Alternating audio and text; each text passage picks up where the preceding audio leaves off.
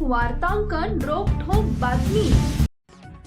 साखरेच्या वाढत्या दरांना आळा घालण्यासाठी तसेच साठेबाजी आणि सट्टेबाजीला प्रतिबंध करण्यासाठी केंद्र सरकारनं देशभरातील साखर डीलरांसाठी साठा मर्यादा लागू केली आहे।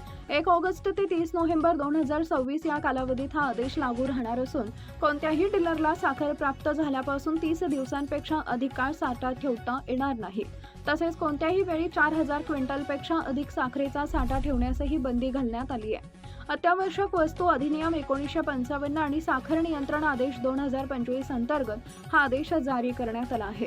सार्वजनिक वितरण व्यवस्थेसाठी राज्य सरकारने नियुक्त केलेले डीलर आणि सरकारी साठा मात्र या निर्बंधातून वगळण्यात आले आहेत। देशात साखरेचा पुरेसा साठा उपलब्ध असतानाही काही व्यापाऱ्यांकडून साठेबाजी, कागदी व्यवहार आणि सट्टेबाजी होत असल्याची प्रकरणं निदर्शनास आली आहेत। त्यामुळे कृत्रिम टंचाई निर्माण होऊन साखरेच्या दरात अनावश्यक चढउतार होत असल्याचं दिसून आलंय।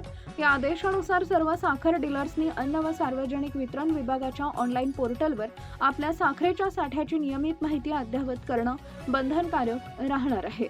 सरकार बाजारपेठेवर सातत्यानं लक्ष ठेवणार असून आवश्यकतेनुसार पुढील उपाययोजनाही करण्यात येणार आहेत। केंद्र सरकारच्या मते देशात साखरेची पुरेशी उपलब्धता कायम राहावी, ग्राहकांना वाजवी दरात साखर मिळावी आणि बाजारातील दर स्थिर राहावेत हा या निर्णयामागील प्रमुख उद्देश आहे।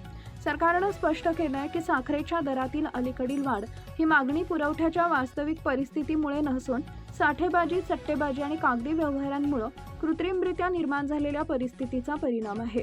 त्यामुळे अशा प्रवृत्तींना आळा घालून बाजारात पारदर्शकता आणि नियमित पुरवठा सुनिश्चित करण्यासाठी साठा मर्यादा लागू करण्यात आली आहे। महाराष्ट्रातील महत्त्वाच्या आणि ताज्या बातम्या पाहण्यासाठी आमच्या जय हो न्यूज चॅनलला सबस्क्राईब करा आणि बेल आयकॉन प्रेस करा।